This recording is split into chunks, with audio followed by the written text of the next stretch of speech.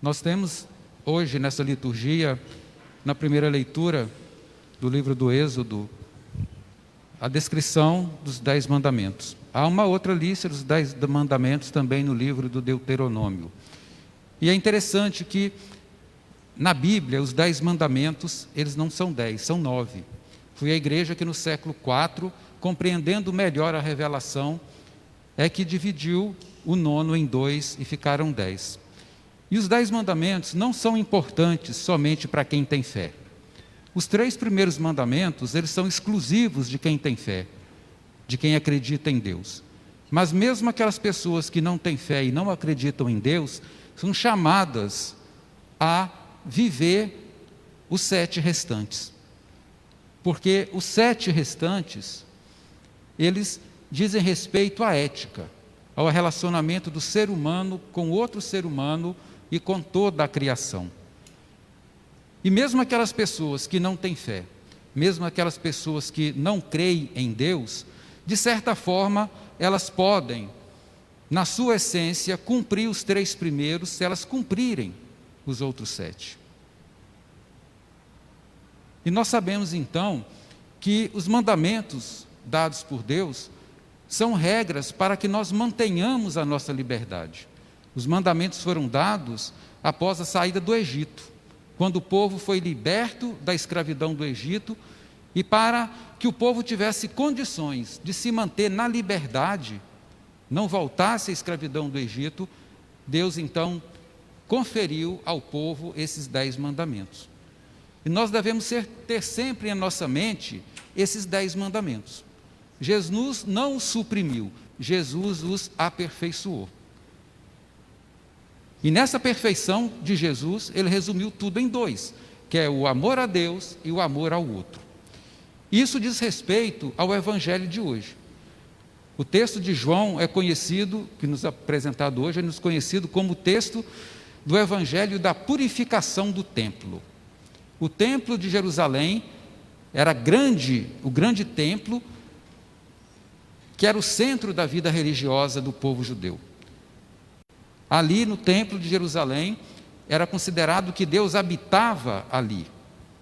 Naquele local, naquele grande templo, os judeus se dirigiam para aquele local, para ali a comunidade oferecer a Deus o fruto do seu trabalho, aquilo que eles tinham de melhor e que eram de melhor, e para receber de Deus uma orientação, receber de Deus uma força. E nós vimos que quando Jesus, mais uma vez, estando no templo, dessa vez já próximo da última Páscoa dele, ou seja, próxima da morte dele, ele chega no templo e encontra um ambiente que não era o que deveria ser encontrado no templo. O templo, que deveria ser o espaço do encontro da comunidade consigo mesma e com Deus, estava sendo manipulado de uma forma contrária à vontade de Deus. Nós vimos então que, como no templo de Jerusalém, se ofereciam sacrifícios, e ali então havia um comércio, animais e outras oferendas que eram vendidas para os fiéis, para que os fiéis pudessem oferecer a Deus. O problema não era esse comércio em si, é que esse comércio era exercido de forma a prejudicar os outros. Havia uma exploração econômica das pessoas, sobretudo dos mais pobres. Ou seja, o templo, que deveria ser o local da promoção da dignidade humana, estava servindo para a violação dessa dignidade, porque as pessoas eram exploradas em nome de Deus. E Jesus se coloca contra isso, ele fica indignado contra isso, e ele então toma aquela atitude, né, de dispersar aquela situação. E ao mesmo tempo, Jesus, nesse episódio, ao ser confrontado, ao ser perguntado a ele com que autoridade ele fazia isso, ele usa esse momento para nos fazer dar um passo adiante, sair da concepção do templo de pedra, da construção do prédio, do espaço geográfico do encontro da comunidade consigo mesmo e com Deus, para fazer do corpo dele o próprio templo.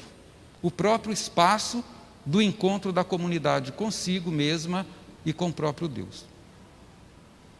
Nós vimos a explicação. Ele estava falando do corpo dele como ressurreição, uma reconstrução do templo. Ele está deslocando o espaço, está deslocando o local do encontro com Deus, do espaço físico, geográfico, para o espaço existencial. O corpo dele se torna, então, o próprio templo. E nós somos irmãos e irmãs de Jesus, e filhos do mesmo Pai. Isso quer dizer, e Paulo vai dizer isso nas suas cartas, que nós também somos templo de Deus. E esse templo, ele não pode ser violado, ele não deve ser desrespeitado. Não só o templo de pedra deve ser preservado na sua dignidade, mas, sobretudo, o templo vivo que somos cada um de nós. Porque o mesmo corpo de Cristo, que é humano, é o nosso corpo humano também. Jesus assumiu o mesmo corpo que nós temos, e Ele mora em nós, a Trindade habita em nós, é isso que nós acreditamos. Paulo vai dizer que nós somos templos do Espírito Santo. Templo, no caso, a morada de Deus. Deus habita em nós. E nós não podemos honrar a Deus desrespeitando o nosso próprio corpo, ou o corpo do nosso irmão. E hoje nós podemos ainda mais, dando um passo adiante, nós podemos dizer que todo o universo é local da habitação de Deus. Está crescendo essa consciência em nós. Por isso, todo o pontificado do Papa Francisco volta para isso. Ele está sempre mostrando que nós devemos ir ao encontro do outro para encontrar Deus que habita no outro. E também preservar a criação, porque Deus habita a criação. Claro que Deus habita de formas diferentes, não vamos ver essa diferença aqui hoje. Como Deus habita na natureza, como Deus habita nos animais, nas plantas, como Deus habita em nós. São formas diferentes de habitação. Não é o caso aqui saber isso agora, mas é preciso saber que o respeito que nós devemos dedicar ao templo, começando pelo templo, o prédio no qual nós nos reunimos agora, deve se estender ao templo de carne e osso, que somos cada um de nós, e deve-se também ao templo que é o próprio universo. E o que é que nós temos feito para honrar a Deus dessa forma? Nós católicos, nós vimos para a igreja, para a missa, aqui nós nos reunimos como comunidade, nos encontramos com o outro, dividimos com o outro as coisas bonitas que nós temos e as dificuldades que passamos, como reza a liturgia da igreja. Oferecemos o que nós temos de melhor, o que nós somos de melhor a Deus, recebemos de Deus aquilo que gratuitamente Ele quer nos oferecer. E quando nós saímos da igreja, nós somos convidados a reconhecer essa presença de Deus também na vida cotidiana, no relacionamento com os nossos irmãos e irmãs, no relacionamento com a própria criação. Se nós formos pensar dessa forma, nós vamos nos questionar profundamente. Por exemplo, nós vimos para a igreja, ouvimos a palavra, recebemos a Eucaristia, nos fortalecemos em Deus, nos fortalecemos no contato com o outro, e quando saímos de Deus, quando saímos do ambiente eclesial, de dentro da igreja, nós somos desafiados a respeitar o templo na figura do outro. Num ambiente de pandemia, por exemplo, se eu não uso a máscara quando saio, se eu aglomero, se eu não tomo os cuidados que eu devo ter para evitar o contágio, para não transmitir ou não ser contaminado pelo vírus, eu estou desrespeitando o templo de Deus. Dignidade, mas para desrespeitar a dignidade.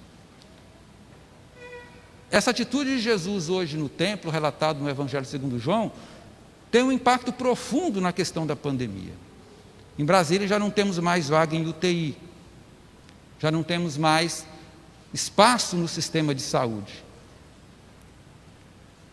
Isso é profundamente questionador para nós. Talvez isso signifique que a sociedade como um todo não compreendeu ainda os mandamentos de Deus. Nem os 3 primeiros, nem os 7 últimos. E cabe a cada um de nós aqui assumir uma missão.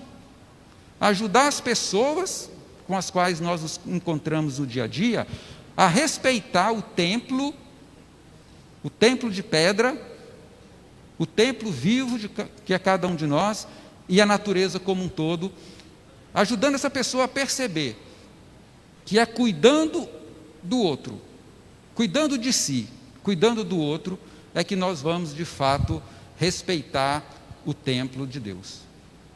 Que nós possamos pensar nisso e dar nossa colaboração para que toda essa pandemia que nós estamos enfrentando, ela possa primeiro ser parada, para depois ela poder regredir.